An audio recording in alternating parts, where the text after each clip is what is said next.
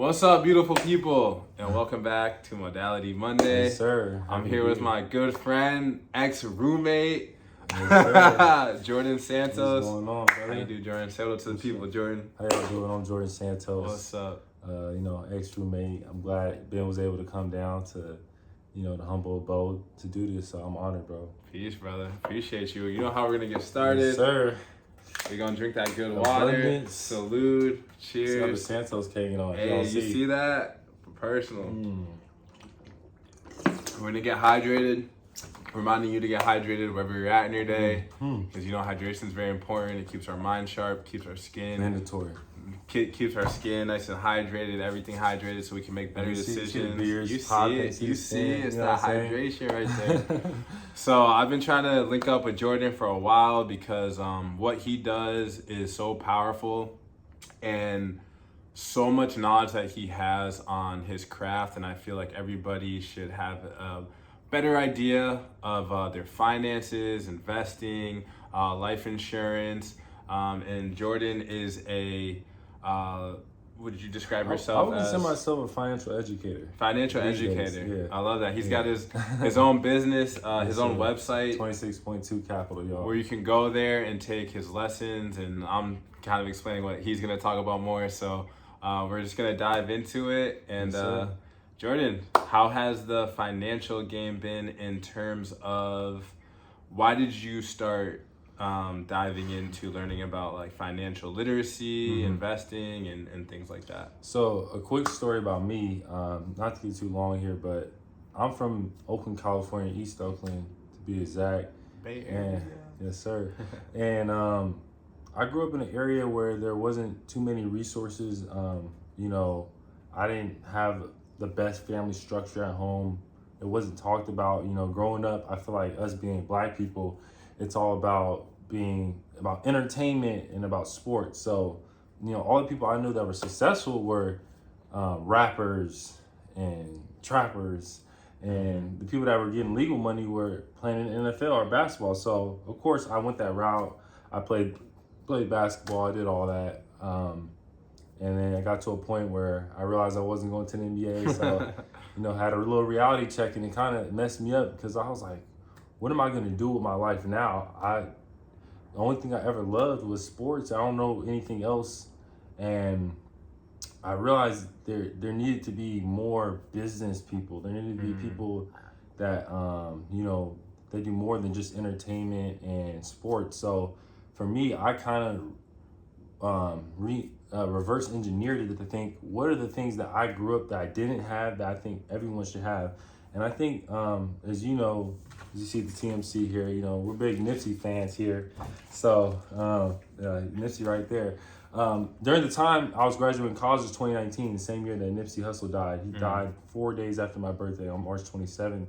He died March 31st, right? So I just remember sitting in my car and I was listening to the marathon victory lap, and I was really trying to find my purpose at the time. It was the time I was graduating college, trying to find my purpose. And for me, I wanted to do something that was bigger than me. And I realized he had that line where he said, find your purpose or you're wasting air. Yeah, and I just remember that was like so powerful to me. Like it gave me the chills. I was like, I never thought about life like that, And when he died, I realized like how much he meant to me and how much he changed his area, moving to LA, going to South Central, going to his Vector 90 incubator, things of that nature. I was like, wow, like I have a voice too. Even though I always saw myself as just a little weird kid from Oakland, California, doesn't play basketball for fun. I was like, I have a lot to offer the world. I'm smart, I'm brilliant. And I just stepped into that. And in this, when we were living together, I just started, I jumped into financial advising. Shout out to Anson Moy, kind of got me into financial advising. And then once I did that, I realized I had a skill now. And once I had that skill, I was like, there was a lot of people asking me questions, and especially a lot of Black people, a lot of people that didn't grow up with this stuff, about what to do with their money, what are stocks, what is life insurance, what are mutual funds, what are retirement accounts, all these things.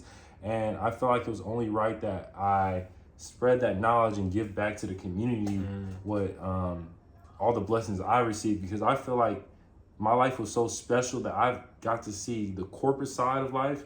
I got to see the street life. I wasn't necessarily in the streets, but I was raised in the hood. Like, I got to see my brothers go through stuff, my family go through stuff, but I also got to see, I was blessed to come to LA and, you know, travel, go to Europe, do a lot of great things, and just see a different side of life that I think everyone should have. So I feel like I had a unique perspective that I could share, and I still had the reach to connect with the people that necessarily that these other people and these businesses weren't going to connect with, considering that I'm of, you know, I have the same hue and same background as a lot of these people. So in that, I created, I spent a year just creating something called 26.2 Capital, which is actually inspired by Nipsey Hussle. If you guys don't know, 26.2 miles represents a marathon.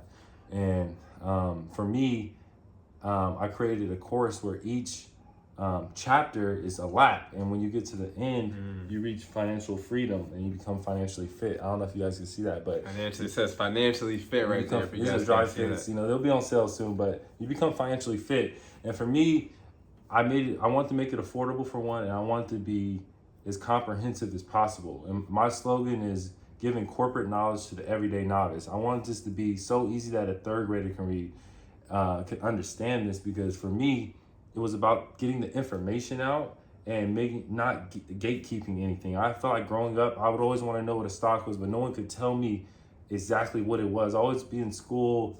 I feel like the traditional school route was so boring. Like, how did I graduate college? I didn't know what taxes were. I didn't know anything about real estate. I didn't even know like how to get a direct deposit, let alone, you know, get life insurance or anything. I feel like I didn't learn the skills I needed to be an adult. Right. So I was like, well, who's teaching all these life skills? Like this stuff we actually need in our community, that people are using to get rich. Right. And to have, you know, good life. So for me, I took that, and I had learned so much over the few years that I was financial advising and going to college and getting my degree and all that stuff. And I just packaged it all up and literally just let my brain out on this course. It's about 14 hours actually of just me talking, me going over teaching life insurance, and I'm breaking it all down. And that was, to summarize a long story, that's the reason why I did it, was because I want to essentially make it a one-stop shop for everything you want to know financially, and to become financially literate. I didn't want you to have to buy this course on real estate, and you got to go to this guy if you want to learn about stocks, and you want to know about credit. He's not going to give you that. He wants you to upsell you on this, and no, I wanted this to be, you go here and you get everything you need to learn when you're 15, 16, 17, 18 years old to become an adult and to become competent and to become successful in this country. And I think I've done a good job of putting it all together, you know, and I'm glad I have a lot of support from people like you, man. Appreciate you, brother. Yeah. Damn, brother. That was so beautiful. Yeah. Just hearing your journey and a little bit of your story of how, you know, knowing the background where you come from and seeing like similar situation where it's like, I wasn't necessarily in the hood, but I grew up around it and grew up with family members that were struggling. And to know that how frustrating it is for like so many people that I know to understand, like, once you get into this working system, they have certain expectations financially for you to give back to them. And we're not even educated on the proper ways to, one, do that, but most importantly, take care of ourselves financially with the tax system, with credit and things like that. And you being able to have 26.2 is just such a beautiful outlet. And it sounds like too, with you being able to become financially literate, it has been able to open up doors for you, like you said, to be able to travel, to go around teaching people, to be doing talks and presentations, which I think is absolutely amazing. Yeah, for sure. So what would you say is kind of like maybe one or two most common questions that you get from people that maybe you could like answer right now? Well, one, how do I get rich? I mean, that's not a simple answer. But you know, everyone wants to. the get rich quick scheme, and that's a thing I kind of want to talk about because I think that's almost a problem that we have in our community. There's actually a lot of brilliant people in the hood, and that make a lot of money, but they think so short term that they, quote unquote, crash out. And I feel like that's another issue we have is like, there's so many people I know that do illegal gambling, scamming, fraud. Like, we have the brain power to figure this stuff out. Like how, when it comes, but if we know it's going to be a quick flip, like how can I flip my quick 20 bands to 40 bands? Like you'll have people that know how to do that, but a lot of people don't have the patience. And that's what I'm trying to teach people is like, it's a long-term game. You want to be here for generations and generations. This is not, you get a lot of money, you go to jail, you sell drugs. Like there's more, all I'm saying is there's more to life than just doing quick flips. And I don't like when people come to me and they just be like, oh, bro, I have X amount of dollars. I'm just going to give you my money. Just flip it for me, because it doesn't work like that. There's inherent risk involved with investing money. And it takes time, man. Good things take time, right? So for me, the two common questions I probably get are, like, how do I think stocks are hot, especially 2020 pandemic. Everyone wants to know, how do I invest in the stock market? Like, what do I do? I don't understand it. And two, now that I'm a little older and a lot of people are more concerned about their future, a lot of people are asking about their credit. How do they achieve, a high credit score? Yeah. Okay. So if you guys need to learn about credit, stocks, tap in with Jordan. And I know there's one thing that I feel like is very an important, essential part of generational wealth, which in our community, which I think sometimes we focus on the doom and gloom, but right now, since there's so much knowledge going on, people are beginning to like question, well, what is a life insurance policy, or how do I invest in stocks properly? I'm gonna go back to that, but to what you just said in terms of like, even people asking you like, hey, I'm gonna give you my money to work with, and then you invest it in stocks and say the stock doesn't do too hot, and then they come to you disappointed. But it's like, hey, if you had the education to know why this happened, or maybe how to do it yourself, like what I'm trying to teach you, then you would have an understanding on doing it in a way that you might be successful in it, that I wasn't maybe successful with your money in it. And I think that's a great point, not to interrupt you, but a lot of people want to learn how to swim without getting in the water. That's why I preach more the information than versus methods. Like, I'm not selling methods, like get rich quick methods. I want to teach you, this is how you look at a stock. This is how you evaluate a company to see how much revenue, how much profit. Why should you, historical data on why you should invest in certain companies and what that looks like. Versus, I'm not a fortune teller. I'll be honest. Like, I lose money too. I lost a lot of money. I made, a good amount of money too. It happens. But if you have the education, if you know the saying, if you give a man a fish, he eats for a day, blah blah blah. But if you teach him how to fish, I think that's going to go a longer way. Generations, you can teach your kids, you can pass that information along. And I'd rather you have the information. I don't want to gatekeep it. I want you to know so you don't need me. And, respectfully, I don't want you to have to call me every time. I want you to know how to do this stuff so you can tell your friends. Each one teach one. And it's even like you said with the Nipsey concept, having someone put you on game and like find your purpose, or being able to, even like with, health and wellness, like, putting money in people's pockets is amazing. Like, I've done it, it makes people feel good, but changing people's health for the better, like, people will damn near die for you at that point. But for me, the intention is, all right, you've gotten the knowledge or whatever it is that I held space for you to learn, go ahead and duplicate that. And it's the same thing with the financial game, right? It's like, I'm giving you gems, go and duplicate that.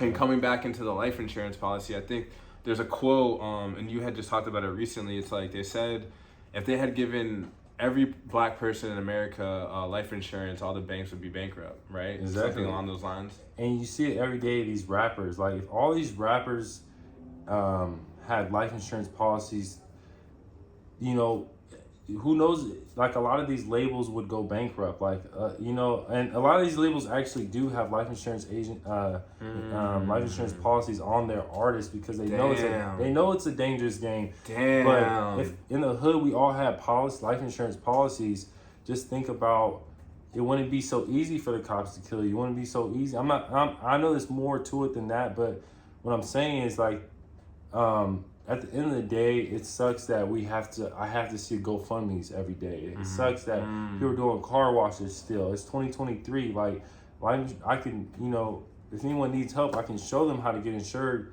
for cheap. And, you know, it's something but it's not taught in our community. Like, honestly, my parents never talked to me about life insurance in my life. Like, that just wasn't something that was brought at the dinner table.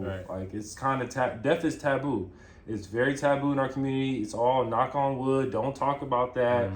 You know, death's in the power of the tongue, or whatever you want to say. Like, don't speak on death. Don't, like, it's the only thing that's inevitable. Like, the only thing that's gonna happen to you that I can promise you. I can't promise you're gonna make $1 million. I can promise you you're gonna die one day, and I promise you someone's gonna have to pay for that. And do you want to put that burden on someone else? Like, and some people obviously live more, you know, risky lifestyle, where their chances of dying is a lot higher, man. And I talk to my friends and my family about that all the time. Like, get insured, man. Get insured while you're young. It's so important. Like I said, only two things that are certain in life are death and taxes, bro. Right. And life insurance solves for both of them. I can show you how. That's amazing. Maybe too, for, you know, we're talking about life insurance. Maybe just kind of explaining why life insurance is important.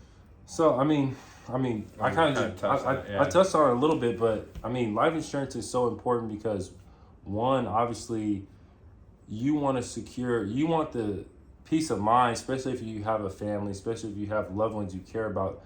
You want to have peace of mind that the day that you're not here anymore, that, one, your burial costs will be covered. You won't have to do the whole GoFundMe thing, but two, you're passing generational wealth on. Like, what's the point of setting your family back $15K, $18K for these funerals? Every time someone dies, you're setting the family back. You're not getting any further. You know, you want to have a stepping stone so that when you pass away, that your heir or whoever, you know, comes behind you can be in a better position. Like, I can tell you right now, like, my kids will never go through the stuff I went through. Like, they will be set up beyond measure. Like, they will never, like, the day I die, like, I'll leave a lot more on this earth than I ever brought into it. And I can honestly say that. And I think that's a beautiful thing. And I could live at peace. Now, I don't want to die, and I don't want to do risky things that, you know, put myself in danger. But, you know, you want to make sure that your family's taken care of. And then two, there's certain life insurance that you actually can grow cash value with, and you can use it like a high yield savings account or something like that, and borrow money when you need to. And I'm not gonna get too technical here, but you can make money. You gotta get the program. Yes, sir. It's all in the program. That's Lab 6 life insurance. Lab 6. Lab 6 on the 26.2 Capital Financially Fit course, baby. Hey. But yes, for sure. Like, you want to build the generational, because like I always tell people, you want to build. You don't want to hold your money for a generation, but how do you want to build generational health or generational wealth? You got to hold it for a generation. And that's why I said a lot of people don't want to think long term, 40 years down the line. And people, I'm not going to call people selfish, because we've been indoctrinated and we've been programmed this way to not think long term, because a lot of our people don't make it that long to live. But the reality is, if you know, it's, you know, people like you have water and health, people are living longer. And you got to start thinking like, you don't want to put that burden on someone. And you also, like I said, you want to make sure that the next generation is set up, especially if you own a house, especially the people that have kids. I'm like, that's mandatory. Like, you know, you have a little something on you so that, you know, if, you know, the catastrophes happen. Like, I remember 2020 really shook my world up. It shook everyone's world up, right? But just like accident after Kobe dying, you know, then COVID hitting, then it was just like one after the other of things, unforeseen things that if I would have told you this was going to happen in 2020, you would have been like, no, it's not going to happen. Things you can't prepare for. Who knows what's going to happen in 2052? You know what I mean? And I just want to be prepared, because my mom always told me, pray for the best, prepare for the worst. And I think, you know, she might not have had a lot of money, but she gave me a lot of game, like a lot $1 million worth of game. Like, she didn't give me $1 million, but she gave me $1 million worth of game. And she always told me to pray for the best, prepare for the worst. And I think that's the best thing you could do is, pray that everything's gonna be, but you want to be prepared, man. That's all I gotta say. That's beautiful. And even just speaking on how your mom, like you just said, she gave you $1 million worth of game, not maybe $1 million. Right now, like in this era, this time right now, it's like we are the catalyst for our family right now. Like this generation right now is doing big things with the health. Like people are tired of seeing their parents die of cancer, diabetes, like all this stuff going on. People are tired of dealing with these financial issues. So, one thing that I always preach and talk about is being able to live a life that allows you to succeed and win. And a big part of that is getting financially literate. And especially in like the conscious community, a lot of people maybe like, or just everyone, it seems like everyone's kind of scared to talk about money and finances, but how are you going to know how to maneuver? Like at the end of the day, you need money and finances as a resource to be able to like get the things that you need to be able to connect and have time and connect with people and build with people. And the best thing that you can do is just learn and get the knowledge, so at least you can put yourself in a position to win. And luckily we have brothers like Jordan out here doing the work, put together an amazing like concept, like victory lap, financial game for you to get your money in order. So as we wind down, is there anything anything on your mind, maybe last words that you'd like to share with the people? I just want to say, I know it could be overwhelming. A lot of people don't know where to start, but start small. I don't know if you guys know about the compound effect, but doing something small every single day does compound to something greater, whether it's money or your habits. And even if it's putting $1, I always tell people, just put $1 away a day.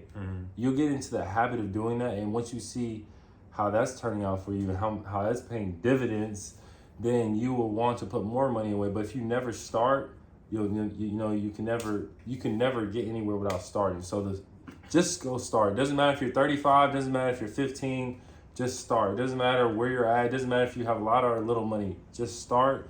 And I can promise you, I can show you charts of what that looks like. If you just start early enough, you don't have to have a lot of money to become a millionaire, I promise you. You just have to start. So that's my biggest thing, is to tell people, is just, make sure that you find that starting point and just do it. Just go for it. Review your finances, sit down, take a weekend off to look at things, or just sit down and educate yourself. Education, I think, is leads to expansion. You expand once you have the education. And having the education knowledge is one thing, but then the deeper process is applied knowledge, like being able to apply that and try it. And you're not going to know what's wrong with, what do they say, put 10%, 30% of whatever you income away, you make, put it away, save it. What's going to happen, if you try it and you fail? You just go and take it out because you need it, but at least you're starting to build on a habit. And we always talk about your habits are what build your lifestyle. Your lifestyle is what's either going to allow you to be successful or not be successful. And there's education, there's steps, there's processes for you to be successful. And I talk about all the time, it's one thing to have dreams, and a lot of our dreams require finances. And if you don't have the finances, then you're probably not going to allow those dreams to come in fruition. So get financially literate. Tap in with Jordan Santos right here. 26.2 Capital. We have a website, 26point2capital.com. Find me on Instagram at 26.2capital.com or 26.2capital.com. Twitter, TikTok, everything's. We're gonna have more content. Thanks to Ben, we got a little content coming.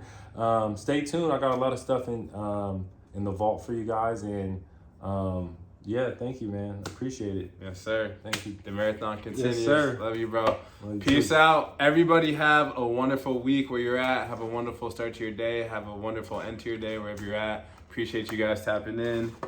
And cheers to your love, your health, and your wealth. Peace.